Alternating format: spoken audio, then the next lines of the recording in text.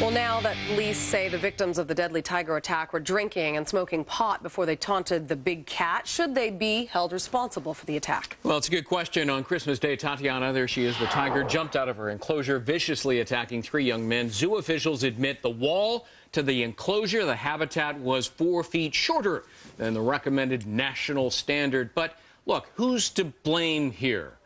On our legal panel today, Fox News contributor Janine Pirro and defense attorney Kisha Hebbon.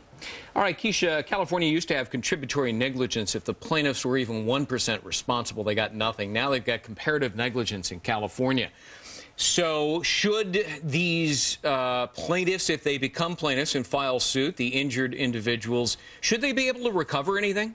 I say absolutely not. And if so, only a small portion. Because really? Yes, because I think that they were contributory negligent and that they were old enough to understand that what they did could cause the consequences that did take place. And they also they were standing on the rails, they were drinking, they were taunting the animal. So I think it was contributory negligence in this case. All right. Well, I have to say that when you go to the zoo, you can't necessarily fault, as far as I'm concerned, the people going to the zoo, because the tiger should have been kept behind a cage, or it should have been at least protected, because you can't expect that every person that goes to the zoo is going to behave responsibly. If you went to the aquarium, started knocking on a tank, and a shark jumped out and ate you, are you gonna say, oh no, you know?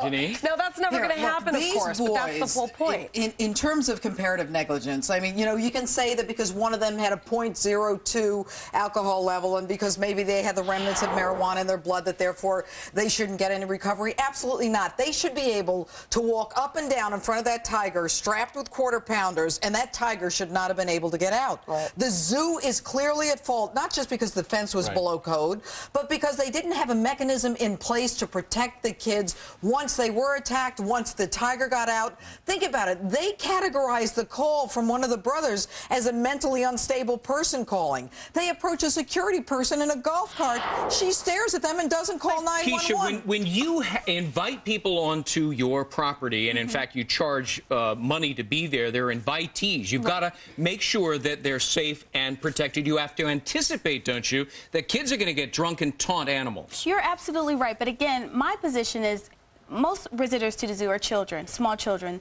These guys were old enough to understand the consequences, and they stood on the rails. There was a footprint of one of the victims' shoes. But Kisha, they didn't throw anything at them. They did, you know, the zoo tried to get it out there and spin that they had these slingshots. Okay, and they didn't. But how many kids go to the zoo and beat their chests when they see an ape? But that's different. That's different from taunting the animals, standing on the rail. Taunting? Yelling at the animal? And another thing that needs to be pointed out is they had to be aware. Okay, there's this wall. It looks pretty low. Why would you stand on a rail in a But Kisha, the zoo didn't think it was low. Why would a couple of kids think it was low? Plus, the moat didn't have water in it. This zoo is so liable. The city of San Francisco... Is this a case of what the law refers to as res ipsa loquitur, automatic negligence? The thing speaks for itself without a doubt. When you've got a wild animal and you expect and invite people to come in, and if they can't yell at that animal without fear of being killed, then that zoo shouldn't be in business. Barbara from Madeira Beach, Florida writes, whether the tiger was taunted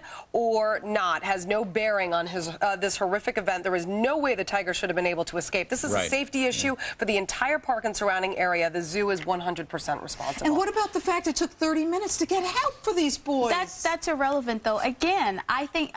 And as a matter of fact, these boys are lucky they're not being charged with manslaughter because they taunted this tiger. Well, taunting of an animal in a zoo, by the way, is a crime. It's against the law. They may still be charged. The question is, what does taunting mean, Greg? And it doesn't mean that you yell at an animal. That's not taunting. You know what, Janine? Initially, they said they didn't taunt the animal. And now we're hearing this, so maybe they're liars. They had cameras and videos on their phone, nothing on it. Kisha